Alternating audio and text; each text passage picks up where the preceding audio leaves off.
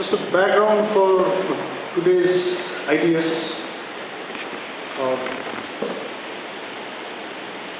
Few days back,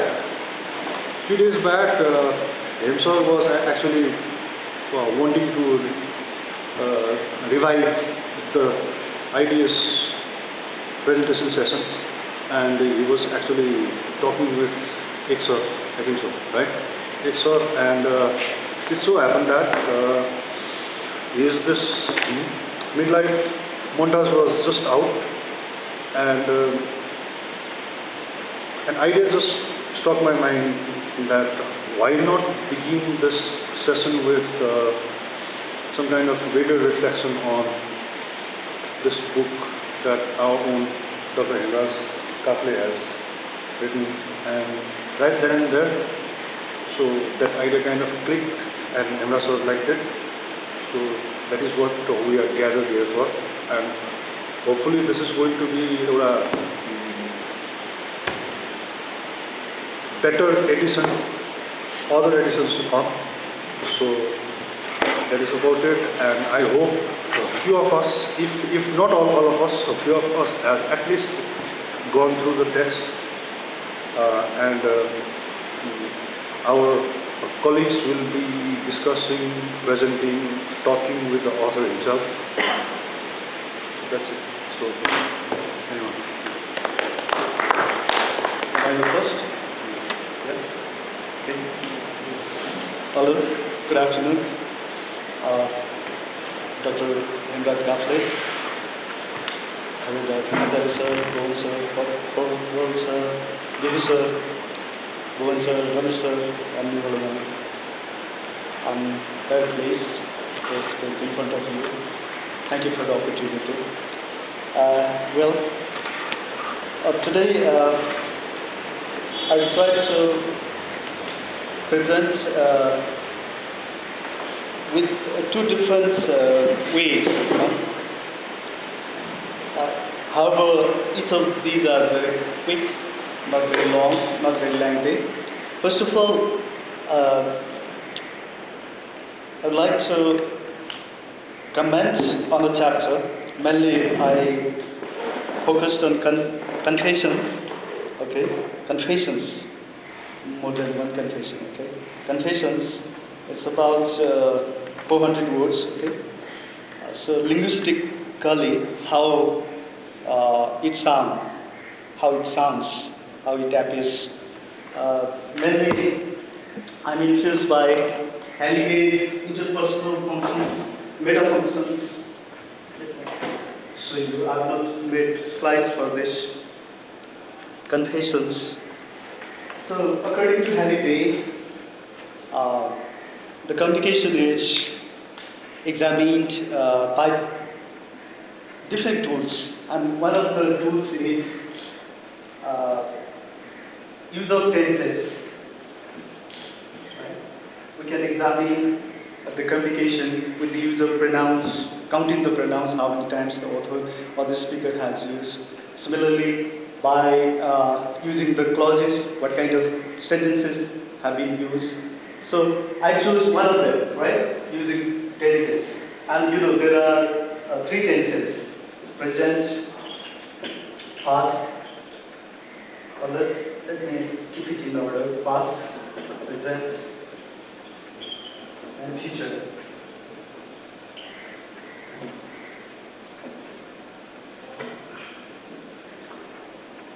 And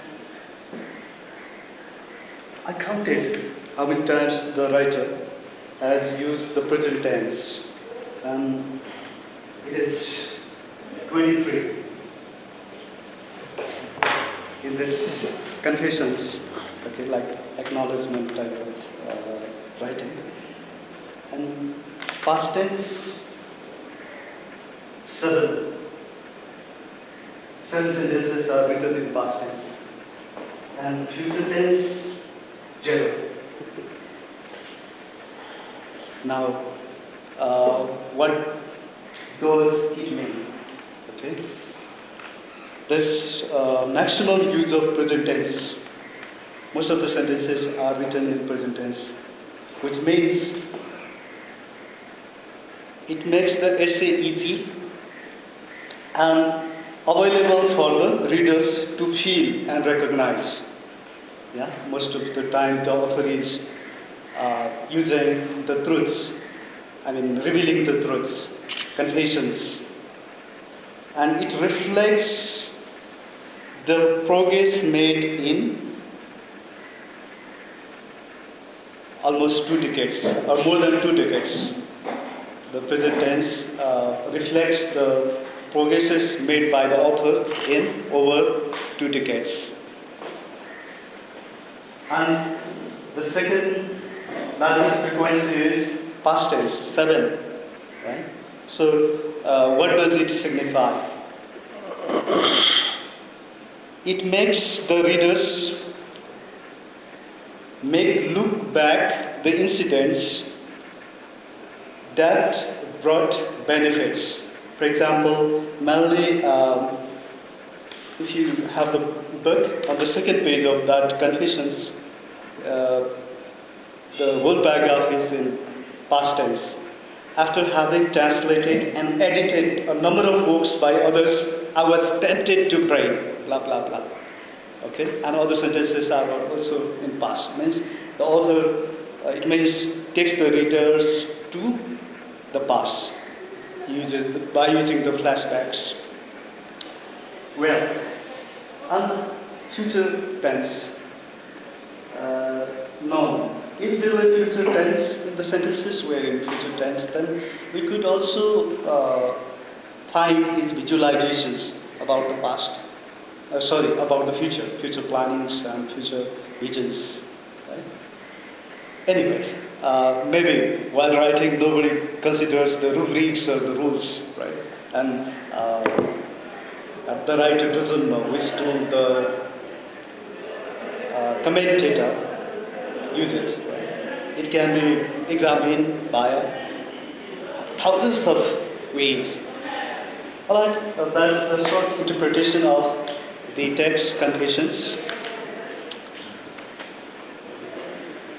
Now, I would like to take you to another facet of Dr. Kafle's book, which I'm very much fascinated to share with you. Well, I happened to be there while he was doing the finalization part of the book's publication, and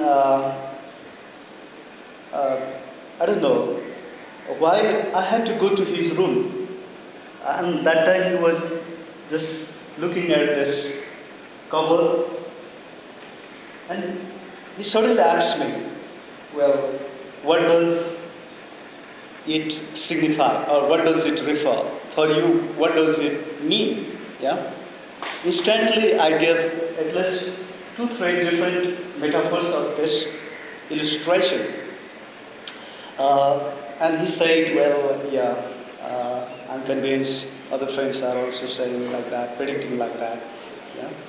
Generally, I talk about pyramid set of bad rules and the unlimited sky above the bird, and then Hemser added, well, it's looking at one direction only. Yeah. Still, my curiosity wasn't fulfilled. I still tried to ask why the crow. Yeah, there's a crow, not a bulbul, not a myna, not a daffy, yeah, not a dove, nor even pigeons, which we used to domesticate in our houses. Why the crow? That created curiosity in me, right? And he even gives some background that while he was while he was walking around the cave premises, the crow tried to peck at Madam several times, and a little later it was found there at the rooftop, right? And then that made me do a research. I asked 5, 6 students about that, whether they also experienced that situation, the crow attacking them, right? They confirm, yes, but in particular seasons we do face such problems, and even the staffs, right? Non-teaching staffs, 2 of them confirm that, yeah. Some of them don't use the path, shortest route to go to the canteen, just because of the scare of the crows. Okay, so that made me dig out the reasons. Though crows are not uncommon to us, we have heard a lot of myths about the crow, right? You know, crow puja in Tihar, one of the Tihar days, we worship crow. Similarly, if you have read Aesop's fables, we read few stories having the title Crow. The crow and the jackal. Similarly, the wise crow, how it, thirsty crow, you know, such titles. Right. So, I think I narrated it. Yeah? Why a crow? So, the first incident was the author's description about how he was fascinated by the position of the crow. And when I went through the chapters, I found these words commonly used, mostly rambling, rumination, epiphany, and crowing. Yeah? So, what do they mean? I try to find meanings also. Rambling means endlessly wandering. Yeah? Rumination, meditation. Okay, of thinking. Epiphany, appearance, mostly of the deity, the gods, goddesses. Crowing, a close friend or companion, even critics is the word that's used there. Well, why I have chosen these words? Do they relate anything to the characteristics of a crow or not? Well, if we consider about the myths, there are both negatives and positive connotations of the crow. Actually, in some myths, the crow is the guide and the messenger of the gods. Even in the Hindu myth, crow is one of the messengers of Lord Mahishasur or Emraj, Lord Emraj, sorry. And the crow is seen as a negative when only recently and mostly in Europe, but not in Asia. It's mostly in nomadic civilizations that the crow has a positive meaning. And I think in our society it has a positive meaning. You're surprised. I was glad to be here. Welcome, sir. And now I want to link crow with some scientific evidences, right? The poetic term for a bunch of crow is a murder. Yeah? Though some writers use flock, however, it's quite unique. The poets call it murder. And crows have cooperative breeding. Very interesting. I didn't know that before. So, in the absence of the parents, the real parents, the neighbors will take charge of the offsprings. That's quite interesting. Similarly, long-term pair bonds. So, crows are not like the American couples, right? They are like the Hindu couples. We have long-term commitment. Okay, they don't change the partners quickly. Except few exceptions.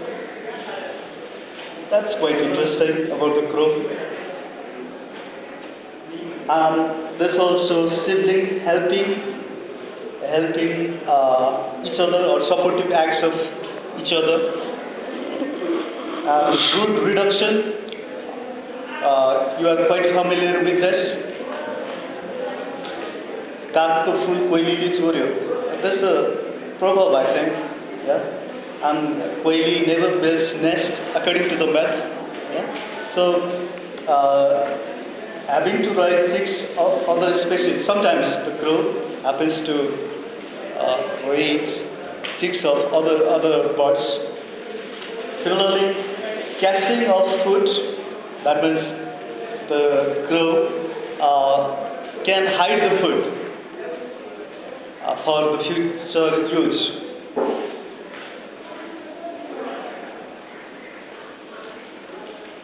And the question, why did the crow peck at madam, try to attack madam, right?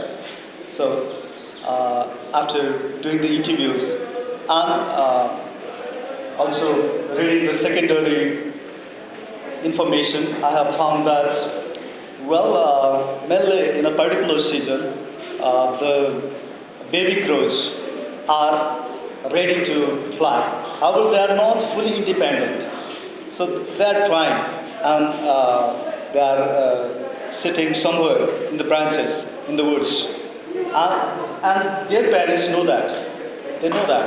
And so they are quite protective. Whenever they see the cats,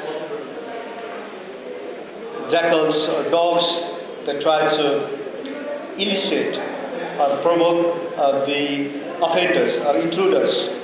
However, sometimes they even attack the human beings, mainly the children or women, yeah? Thinking that possible enemies or possible provocation to their offsprings. So that's my finding.